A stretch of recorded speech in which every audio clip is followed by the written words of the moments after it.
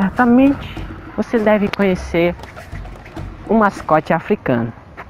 Conhece? Claro! É o Pantera Negra! Sabe o que é? Não! É verdade, nem os outros! Mas imagina descer! Tá, né? Para continuar. Mas infelizmente não vamos falar sobre ele. E sim, Wakanda não existe. No! No! Eu sou Guilherme e te mostrarei sobre a verdadeira África. Eu e meus amigos falaremos por quê, pra quê e o que é África. Vem comigo.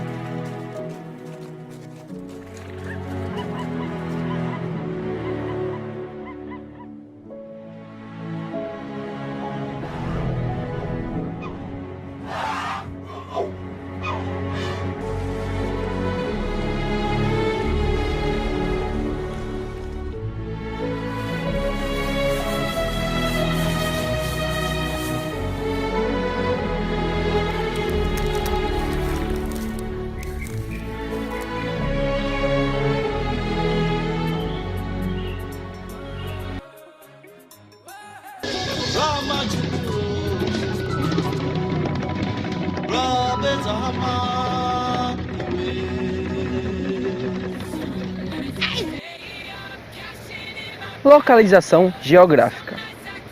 A África é o terceiro continente mais extenso, com cerca de 30 milhões de quilômetros quadrados, cobrindo 20,3% da área total da terra firme do planeta. O continente africano é formado por 54 países. Limita-se a oeste pelo Oceano Atlântico, a leste pelo Oceano Índico, ao norte pelo Mar Mediterrâneo e ao nordeste pelo Mar Vermelho. O território africano distribui-se pelos 4 hemisférios do planeta e está compreendido em apenas 2 zonas climáticas: as zonas intertropical, equatorial, tropical norte e sul, intertemperada do norte e do sul. Relevo e hidrografia da África. No continente africano prevalece a existência de planaltos de altitudes baixas e médias.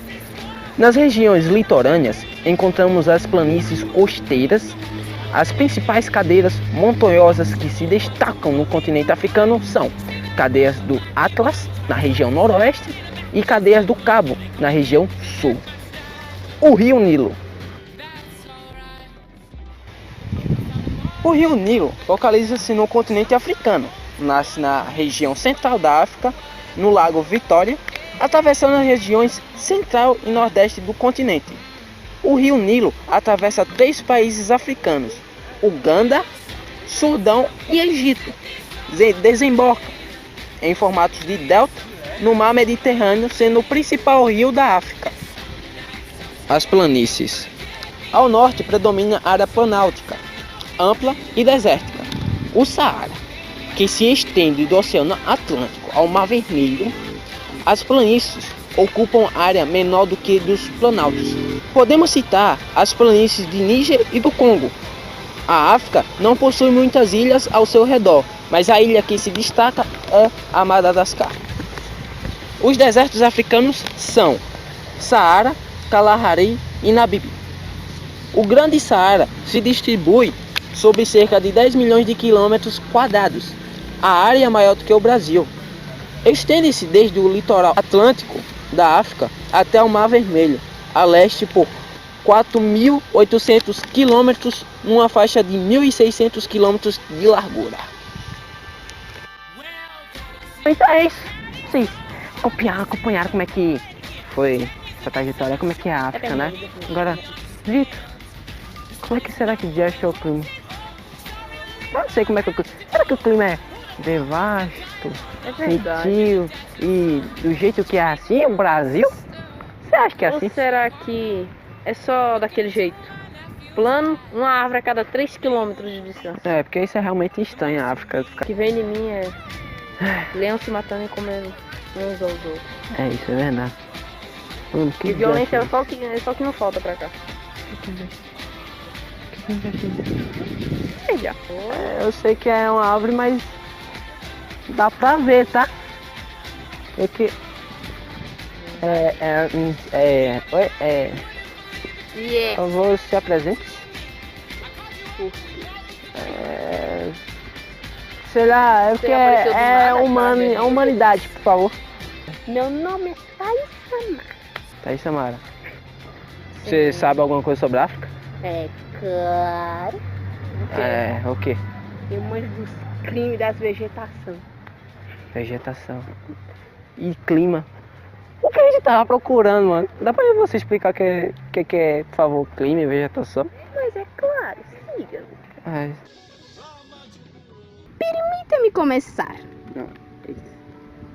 Exatamente. Pelo clima, é claro. Na África distinguem-se os climas equatorial, tropical, desértico e mediterrâneo.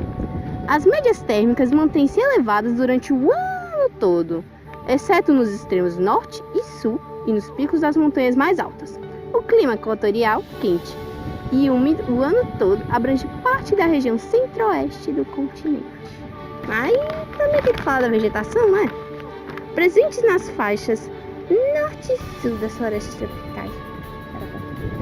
Principais tipos de vegetação da África são floresta equatorial, presente na região centro e centro-oeste do continente, composta por vegetação fechada, emaranhada e densa, influenciada principalmente pelo elevado índice de chuvas da região. Savanas, presentes nas faixas norte e sul das florestas tropicais e também na região sudeste do continente africano. É composta por gramíneas, com presenças espalhadas de árvores de pequeno porte e arbustos. Estepes, faixas presentes já ao norte e nordeste das savanas. É uma vegetação de transição das savanas para a vegetação desértica, vegetação tipicamente rasteira, composta por herbáceas. Vegetação mediterrânea, presente no extremo norte da África, litoral do mar Mediterrâneo, é claro, e também no litoral sul da África do Sul. Vegetação composta por gramíneas e arbustos. Vegetação desértica, presente no deserto do Saara, é composto de galhos bem secos, espaçados e gramíneas. Haja gramínea na África. Porém, estes tipos de vegetação aparecem apenas em áreas com cursos de água, o que é muito raro. Em grande parte do deserto do Saara não há qualquer tipo de vegetação. Como os territórios africanos foram divididos? Eu sou Johan.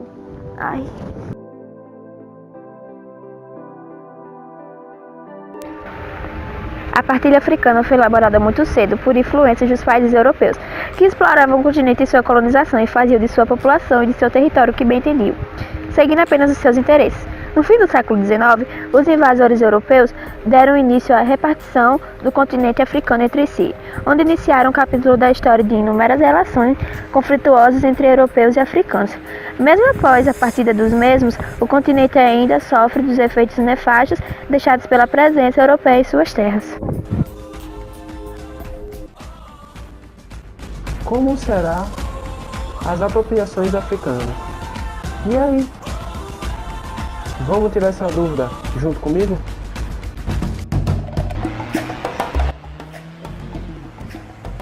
Vocês já ouviram falar sobre Otto von Bismarck? Acho que não, né? Ele foi um chanceler alemão que liderou as negociações e as mediações durante a Conferência de Berlim.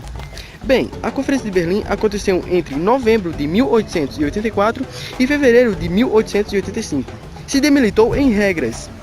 E o acordo durante a ocupação dos continentes africanos foi nas potências econômicas europeias. A descolonização da África foi um processo que aconteceu para ganhar força após a Segunda Guerra Mundial.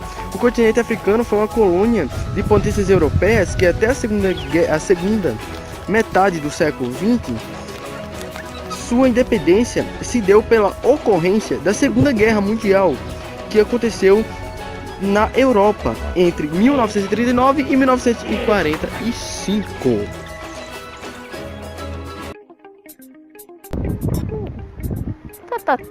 Mas e os impactos que isso teve no mundo, hein?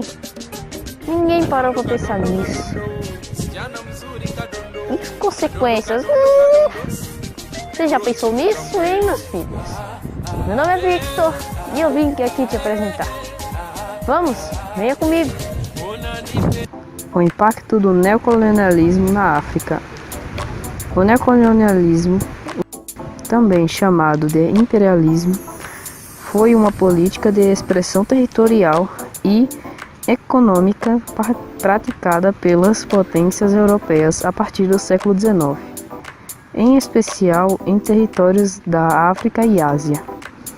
Essa política foi um dos principais motivos que levaram à eclosão da Primeira Guerra Mundial, que foi o neocolonialismo no século XIX. O neocolonialismo, durante o século XIX, principalmente em sua segunda metade, desenvolveu-se um processo de conquista sobre a África e Ásia, denominado de neocolonialismo. Praticamente todo o continente africano foi conquistado, exceção a Etiópia e a Libéria, pelas potências europeias, onde ocorreu o neocolonialismo. O neocolonialismo dá-se o nome neocolonialismo ao processo de denominação política e econômica pelas potências capitalistas ou ex-colonialistas ocidentais, no final do século XIX ao longo do século XX, de regiões ou nações da África e Ásia. Bom, eu espero que você tenha aprendido sobre a África, né? Espero que você tenha gostado, que tenha aprendido pelo menos um pouquinho sobre a África. E eu fico por aqui. Então, que a geografia esteja com você! Exatamente isso, que a geografia esteja conosco. Falou.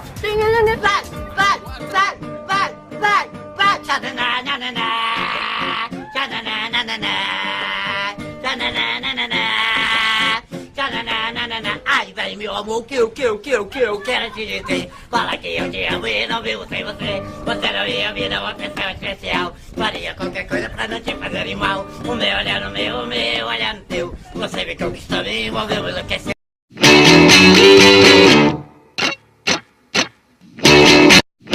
E aí galera, meu nome é Amanda e estes aqui são o Alan, Williane, Ana Carla e Arthur. E vamos fazer hoje um vídeo aula para vocês sobre África, população, regionalização e economia. A África é considerada o berço da humanidade.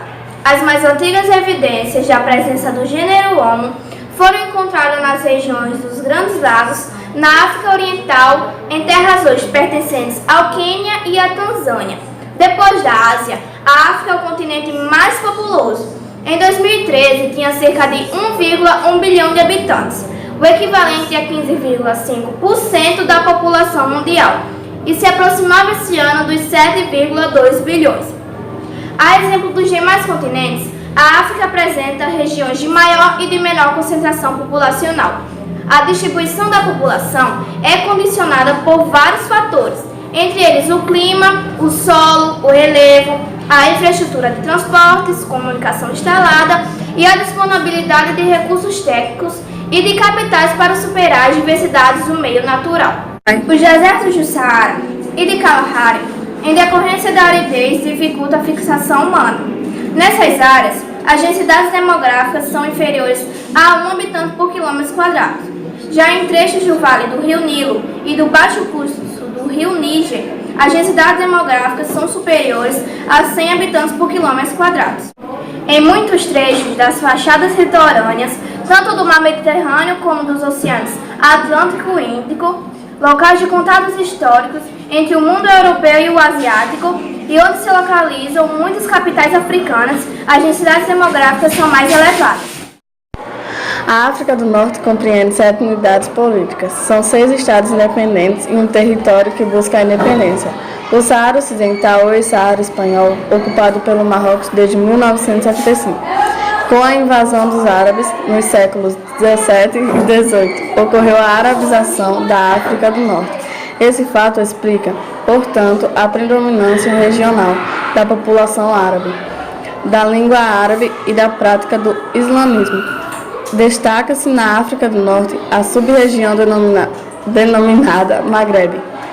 O Maghreb tradicional compreende o Marrocos, a Argélia e a Tunísia, que pertenceram ao Império Colonial Francês.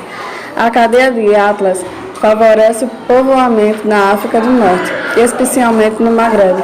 Entre o Atlas e o Mar Mediterrâneo estende-se planícies férteis de clima mediterrâneo, densamente povoadas, onde se cultivam vários produtos, como cereais, uva, oliveiras. E ocorre a exploração mineral de fosfato. Ao sul da cadeia do Atlas surge o deserto do Saara, cujo principal recurso mineral é o petróleo. A África subsaariana. Essa região, que abrange os países da África situados ao sul do deserto do Saara, apresenta população predominante negra e minorias brancas descendentes dos colonizadores europeus e asiáticos. Destaque-se aí a multiplicidade de crenças e religiões.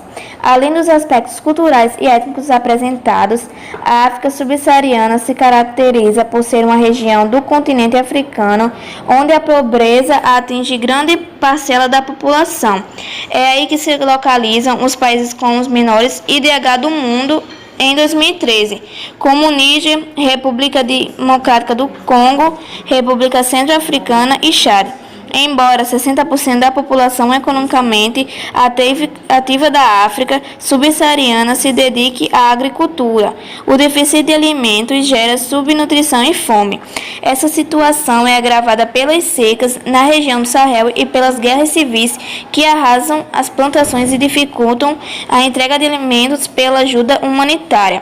A agricultura na África subsaariana apresenta uma distorção, enquanto as plantações cacau, café, algodão, amendoim, chá, banana e etc., controladas principalmente por empresas europeias, ocupam cerca de 40% da superfície agrícola. É o país de economia mais desenvolvida da África, favorecido pela abundância de recursos minerais em seu território e por investimentos estrangeiros.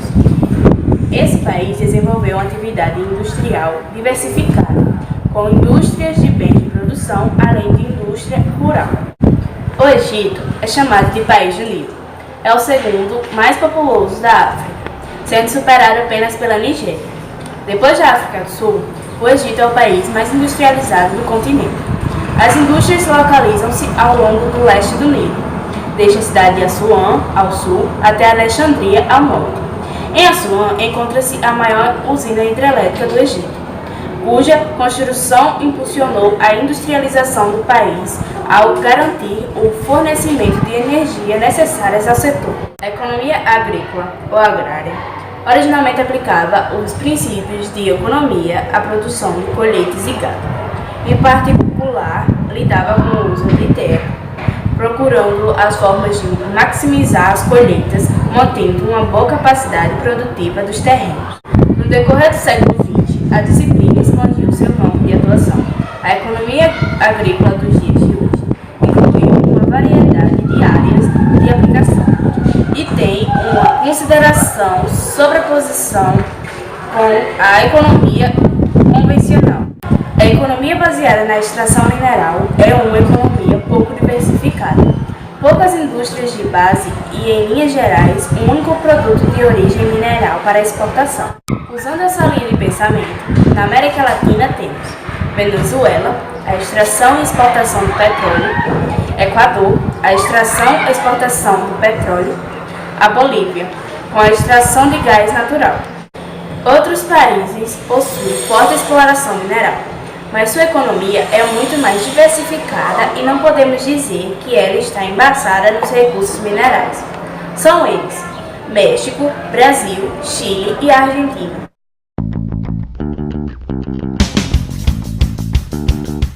A África inicia o século XXI com graves problemas políticos, econômicos e sociais, após quase 5 séculos de exploração colonial e um pouco mais de 50 anos de descolonização ou das formações dos Estados nacionais, e o continente vive em uma difícil situação que causa vários fatores.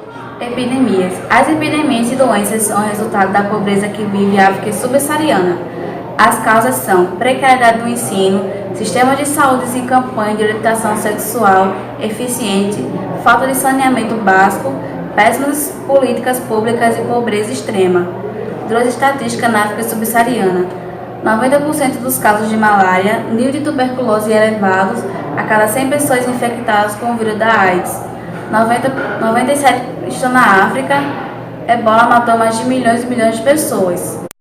Desnutrição. A África é o maior continente com a maior ocorrência de desnutrição, tanto a fome crônica decorrente da ingestão diária, insuficiente de calorias e nutrientes para manutenção da saúde, como a fome aguda, caracterizada pela falta absoluta de alimentos, resultam de causas sociais, econômicas e políticas. Em modo geral, os países africanos não conseguem se inserir no processo de globalização por causa de diversos fatores, como carência de energia elétrica, também por causa de infraestrutura, de economia, de vários fatores. Também vou apresentar um pouco sobre o comércio exterior. O comércio exterior da África representa 3,2% de toda a exportação mundial, sendo que em 1996 representava apenas 1,7% e nos anos antecessores representavam cerca de 3% e 6% de sua economia. O PIB africano representava em 2013 2,3 milhões de dólares, sendo nesse mesmo ano um país americano, Brasil, representava 2,2 milhões de dólares. Isso fez que o continente africano perdesse uma queda muito alta, que perdeu praticamente para um país.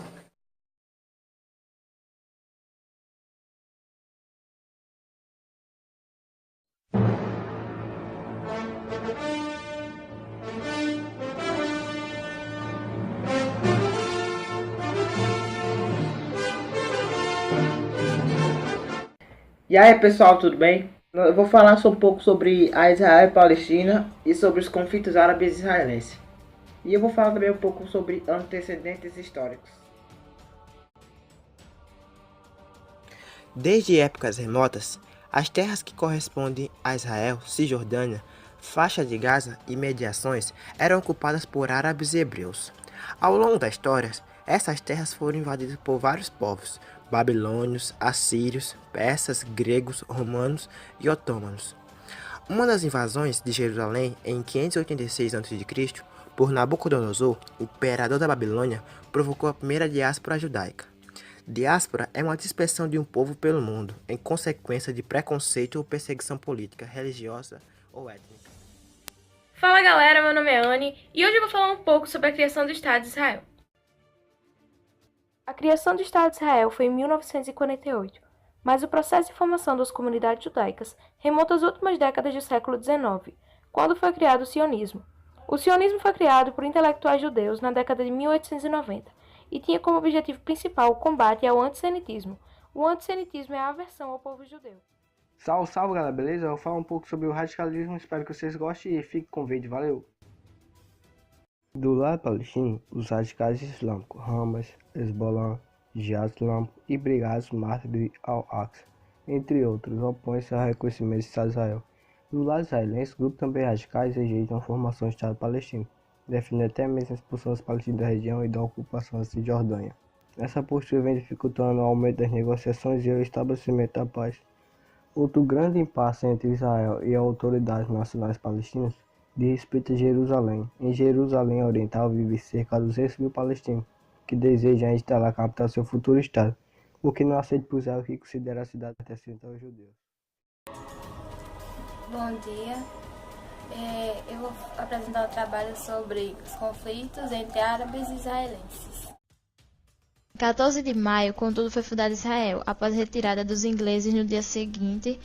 Egito, Síria, Jordânia e Iraque invadem Israel e deflagram a Guerra da Independência, que foi chamada de Nakba, ou catástrofe pelos árabes.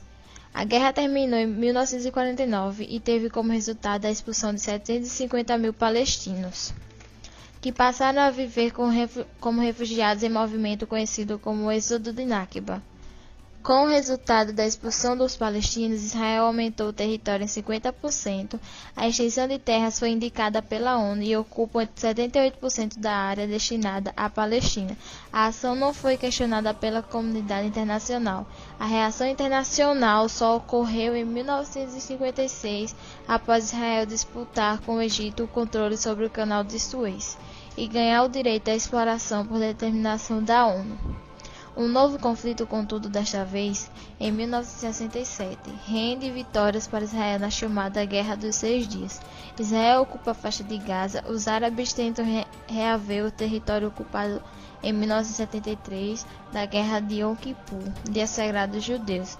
Porém, somente em 1979, Israel devolve ao Egito a península do Sinai após assinar de um acordo de paz. Fala galera, vou falar um pouco do meu tema, que é os conflitos árabes israelenses, o ano 1978, o ano 1982 e o ano 1987. Com mediações dos Estados Unidos é afirmado o acordo de Camp David entre o Egito e Israel, que determinou a devolução da península ao Sinai ao Egito e Israel, que não concordou em devolver a faixa de Gaza, a Cisjordânia e as colinas de Golã. Em junho, Israel invade o Líbano para aniquilar a força palestina e manter a ocupação do sul destes países até o ano 2000. Civis palestinos da Cisjordânia e Gaza, área anteriormente ocupada por Israel, usaram pedras para atacar soldados israelenses no protesto populares que ficaram conhecidos como Intifada, rebelião em árabe. Fala galera, eu vou falar sobre os conflitos árabes israelenses de 2000, 2002, 2005, 2008 e 2014. Tem início a nova intifada motivada pela visita do general israelense Ariel Sharon a Jerusalém Oriental, lugar sagrado para os muçulmanos, que entenderam a visita como uma forma de Israel afirmar sua soberania sobre a cidade. Israel inicia a construção de um muro para separar seu território da Cisjordânia. O muro, porém, não obedece às fronteiras de 1948 e a ação condenada pela ONU. Israel começa a desocupação da faixa de Gaza e retirada dos assentamentos de colônias israelenses. A região é tomada pelo grupo palestino radical Hamas. O grupo Hamas lança foguetes sobre o território israelense. Israel, em resposta, dá início a uma operação de combate na faixa de Gaza, além da construção de edifícios, ruas e estradas. Morreram em conflitos 1.400 palestinos e 3 israelenses. Lançamentos de foguetes pelo grupo Hamas da faixa de Gaza sobre Israel. Em resposta, Israel bombardeia a faixa de Gaza. Permanência de ponto de discórdia de ambos os lados, que obstrui a paz. Israel não aceita um governo de união nacional na Palestina entre Hamas e o Fatah. Os palestinos exigem a retirada dos assentamentos israelenses da Cisjordânia e o reconhecimento de suas fronteiras antes da guerra de 1967, além de que a parte oriental de Jerusalém seja a capital do futuro Estado palestino. Todas essas reivindicações são rejeitadas por Israel.